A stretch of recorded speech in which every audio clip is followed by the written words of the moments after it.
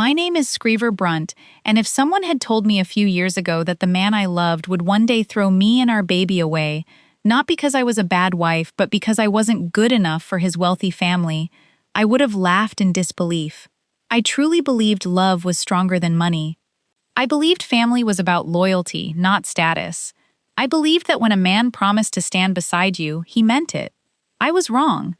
The day my husband handed me divorce papers, he didn't look angry. He didn't even look guilty. He looked relieved, as if he had finally gotten rid of a burden.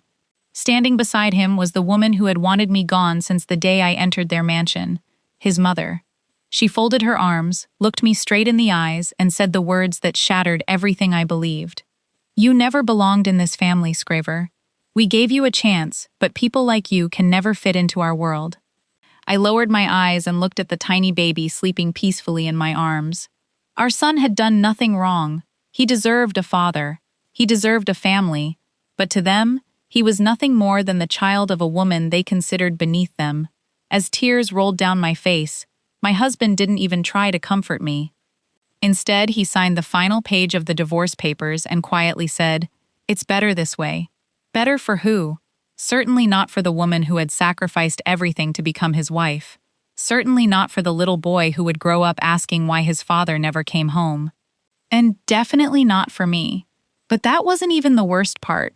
The real truth, the truth that destroyed every beautiful memory of our marriage, was something I discovered only hours later. My husband had never loved me, not even on our wedding day. I wasn't his first choice. I wasn't even his second. I had simply been the easiest woman to sacrifice.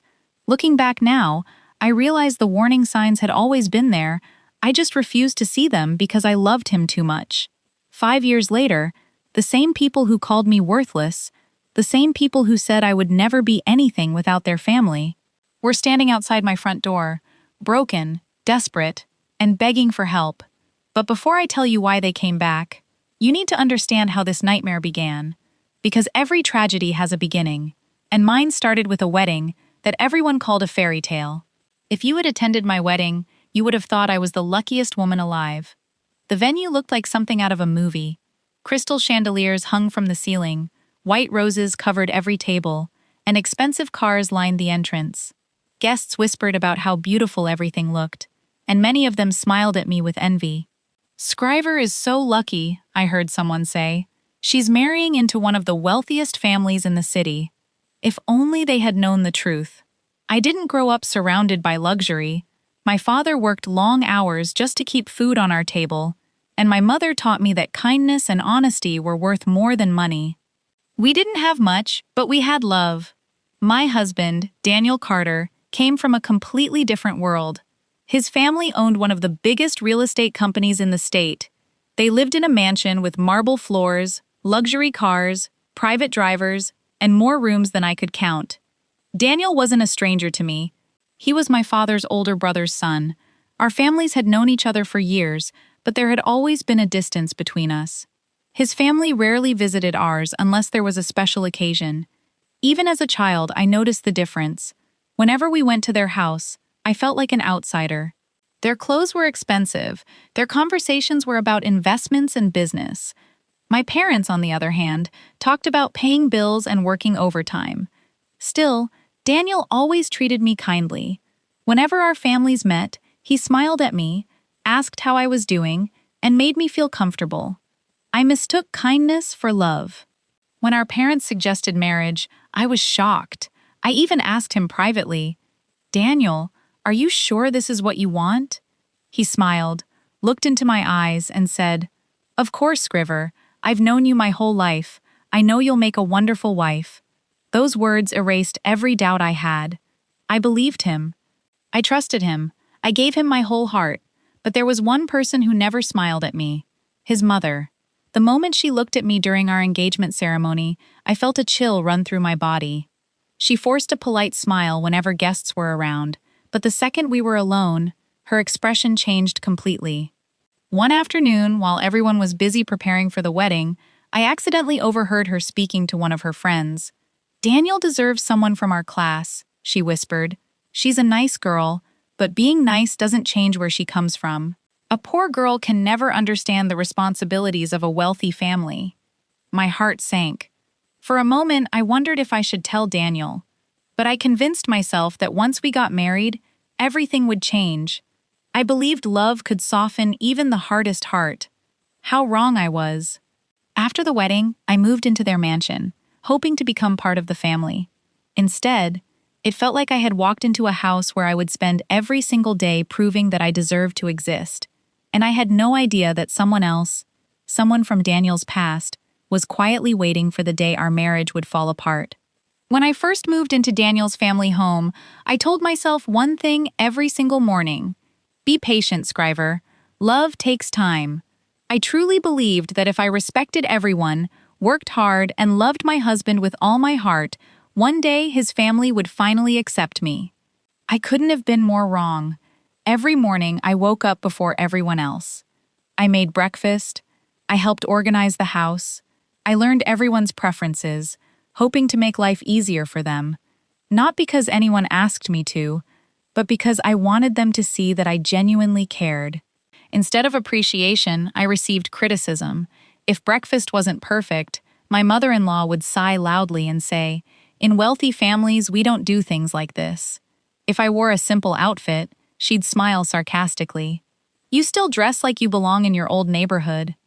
Every sentence she spoke reminded me that I wasn't considered family. I was simply tolerated. Daniel witnessed almost everything. At first, he defended me once or twice. "Mom, that's enough," he would say, but those moments became less frequent. Eventually, he stopped saying anything at all. His silence hurt far more than her words ever could. I started feeling lonely, even though I lived in a house full of people. The only time I truly felt safe was when Daniel and I were alone. But even that began to change. His real estate business suddenly became his entire life. Meetings, business dinners, unexpected trips, late-night phone calls. Every explanation sounded reasonable, so I trusted him, because that's what wives do when they love someone. One evening, I spent nearly 3 hours preparing his favorite dinner. The candles were lit, the food was warm. I even baked his favorite dessert. I waited. 9 o'clock, 10 o'clock, 11 o'clock. Finally, my phone rang. It was Daniel. "Don't wait for me. I already ate with some clients." That was all he said. No apology, no explanation, no, "I love you." He ended the call before I could answer. I quietly cleared the dining table by myself. As I threw away the untouched food, tears filled my eyes. Not because of the meal, but because I realized I was the only person still trying to save this marriage.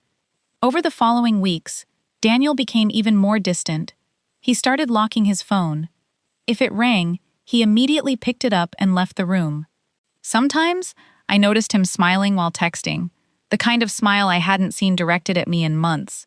Whenever I asked what was making him so happy, he'd simply say, "Just work." I wanted to believe him. I needed to believe him, because accepting the truth felt impossible. Then one afternoon, while Daniel was in his home office, his phone buzzed on the kitchen counter. I wasn't trying to invade his privacy. I only wanted to take the phone to him. But before I could pick it up, the screen lit up. A message appeared. "I miss you. I can't wait until this is finally over." There was no name, just a white heart emoji. Before I could even process the words, Daniel rushed into the kitchen. He snatched the phone from my hand so quickly that it startled me. For a brief second, our eyes met. I expected him to explain. Instead, he looked annoyed. "Why are you touching my phone, Scriver?" I was just bringing it to you." He didn't say another word. He simply walked away. That night, for the first time since our wedding, I lay awake wondering if I was losing my husband. Little did I know, I wasn't losing him. He had already chosen someone else long before I ever became his wife. After that message appeared on Daniel's phone, I couldn't stop thinking about it. Every time he smiled while looking at his screen, every time he walked into another room to answer a call, every time he came home smelling of expensive perfume that wasn't mine, a small voice inside me whispered the same question. Is there someone else? But I refused to believe it, because when you truly love someone, your heart fights against the truth. Instead of doubting Daniel, I blamed myself. Maybe I wasn't giving him enough attention. Maybe I wasn't interesting anymore. Maybe I had become too emotional. So I tried even harder. I started waking up earlier to prepare breakfast before he left for work. I ironed his shirts myself, even though the house had employees who could do it. I waited every evening for him to come home, so we could eat dinner together. Sometimes I waited until midnight. The food became cold, the candles melted away, and eventually, I ate alone. Whenever I asked where he had been, his answer never changed. Real estate is demanding, Scriver. Big projects take time. I wanted to believe him. I really did. Then, one morning, I found out I was pregnant. I still remember holding the pregnancy test in my trembling hands. I couldn't stop crying. Not because I was scared, but because I thought this baby would bring our family back together. I imagined Daniel smiling, holding me, celebrating with me. For the first time in months, I felt hopeful. That evening, I prepared a special dinner. When Daniel finally came home, I handed him a small gift box. He looked confused. Inside was a tiny pair of baby shoes. For a few seconds, he just stared at them. Then he forced a smile. "You're pregnant?" I nodded excitedly. "We're going to be parents." He hugged me, but something felt strange. It wasn't the hug of an excited husband. It felt empty. Like someone pretending to be happy. I ignored the feeling because I wanted that moment to be perfect. The next morning, his mother found out. Instead of congratulating me, she looked disappointed. She slowly put down her coffee cup and said, "A baby doesn't solve every problem." Her words confused me. "What problems?" I asked. She smiled faintly. "You'll understand one day." From that day onward, everything became even colder. Daniel became more distant than ever. He missed doctor's appointments. He stopped asking how I was feeling. Sometimes he didn't even come home. I would sit alone in the nursery folding tiny baby clothes while wondering why my husband was drifting further away instead of closer. Then one afternoon, I decided to surprise Daniel by taking lunch to his office. I thought maybe spending time together would remind him of the love we once shared. I had no idea that the office wasn't where I would save my marriage, it was where I would discover that my marriage had never truly existed. As I stepped out of the elevator, I saw Daniel standing at the end of the hallway. He wasn't alone. A woman stood beside him. She smiled as she gently fixed his tie. Daniel smiled back. The same smile he hadn't given me in months. Then, without hesitation, he reached for her hand. My feet froze. The lunchbox slipped from my hands and crashed onto the marble floor. The sound echoed through the hallway. Daniel turned around. The color drained from his face. He whispered only one word, "Scriver." For a few seconds, no one moved. The lunch I had prepared with so much love was scattered across the marble floor, but I couldn't take my eyes off Daniel. The woman standing beside him slowly let go of his tie, yet she didn't look embarrassed. She looked comfortable, as if she belonged there, as if I was the outsider. My hands began to shake. I looked straight at Daniel and asked in a trembling voice, "Who is she?" Daniel didn't answer. He simply lowered his eyes. That silence hurt more than any lie ever could. Finally, the woman stepped forward with complete confidence. She looked at me and said, "My name is Olivia, and I've loved Daniel for years." I forced myself to look at my husband. "Tell me she's lying." Instead of denying it, Daniel closed his eyes for a moment and quietly replied, "She's not." It felt as if the ground disappeared beneath my feet. Tears filled my eyes. "Since when?" I whispered. He hesitated before answering. Then he finally said the words that destroyed every beautiful memory I had of our marriage. Before we got married, I stared at him in disbelief. Before our marriage, that meant every promise, every smile, every "I love you" had all been lies. I could barely breathe. "Then why did you marry me?" Daniel remained silent. Before he could speak, another familiar voice echoed through the hallway. His mother. She walked toward us without the slightest sign of surprise. Instead, she looked at me with the same cold expression she had worn since the day I entered their family.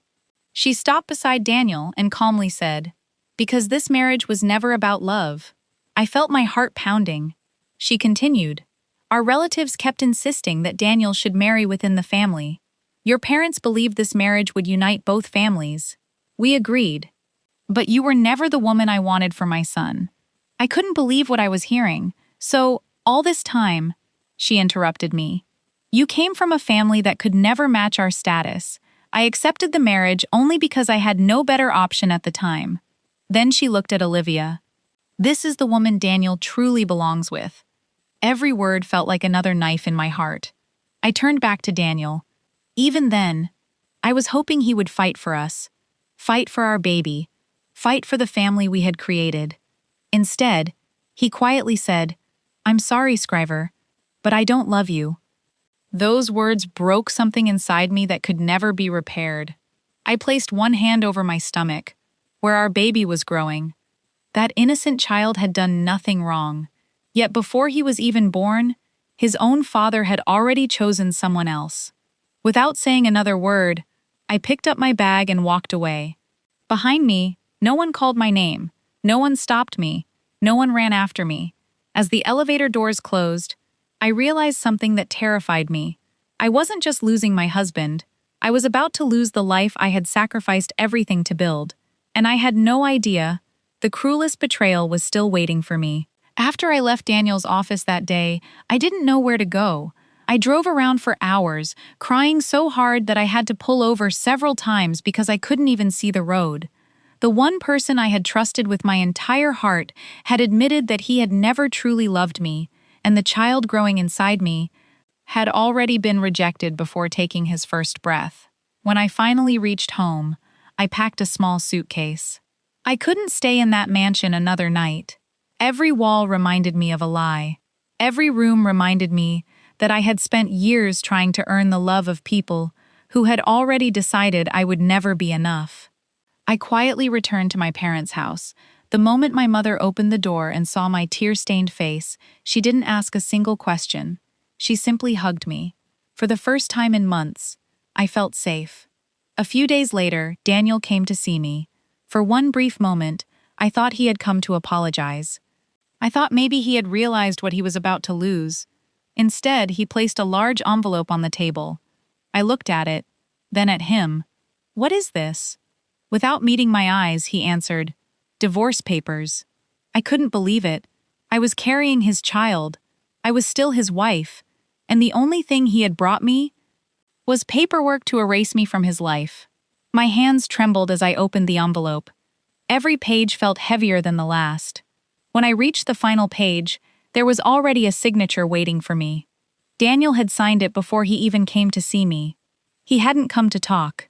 He hadn't come to fight for our marriage. He had come expecting me to disappear quietly. Just then, his mother stepped into the room. She looked around my parents' modest house with obvious disgust before saying, "This is where you belong, Scriver. You should never have tried to become part of our family."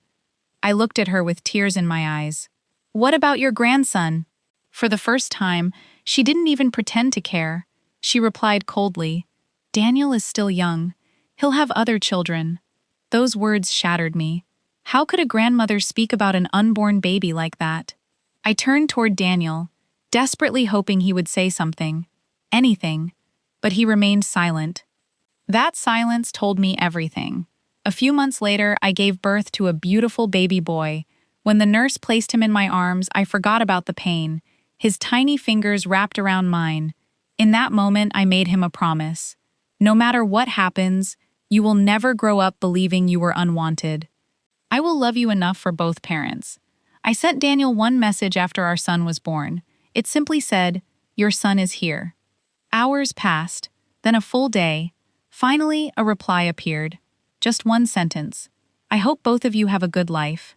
No congratulations, no questions, no request to see his own child. Nothing. I stared at the screen until the tears blurred the words. That was the moment I stopped waiting for him. I deleted his number, I folded the divorce papers one last time, and I made the hardest decision of my life. If my son was going to have a future, I would build it with my own hands. Because from that day forward, I was no longer living for the man who abandoned us. I was living for the little boy sleeping peacefully beside me.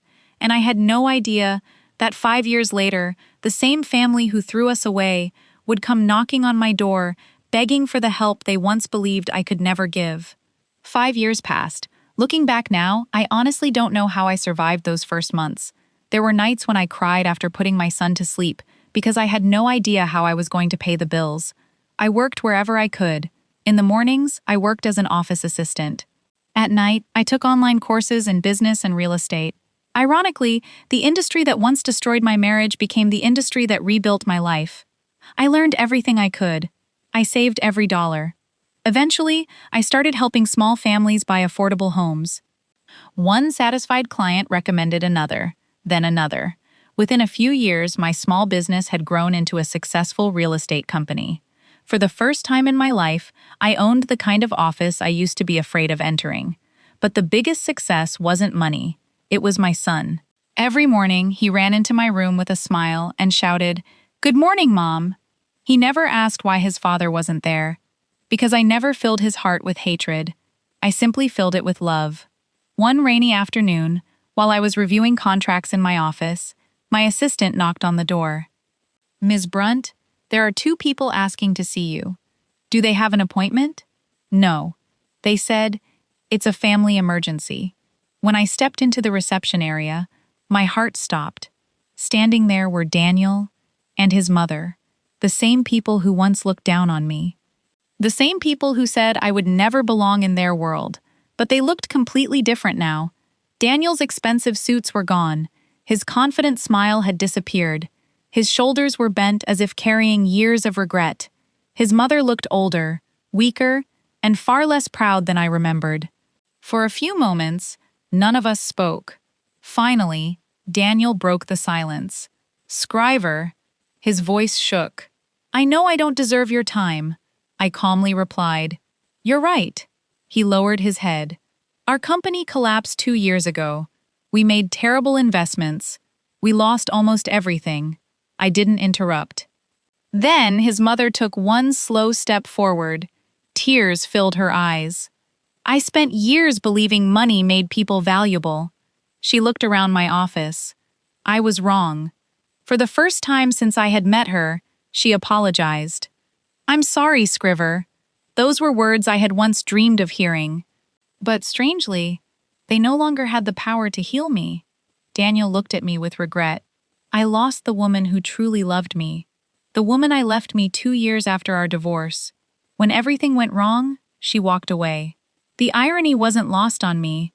He had abandoned his family. And eventually, someone abandoned him. Then he whispered the question I never expected to hear. "Can you forgive me?"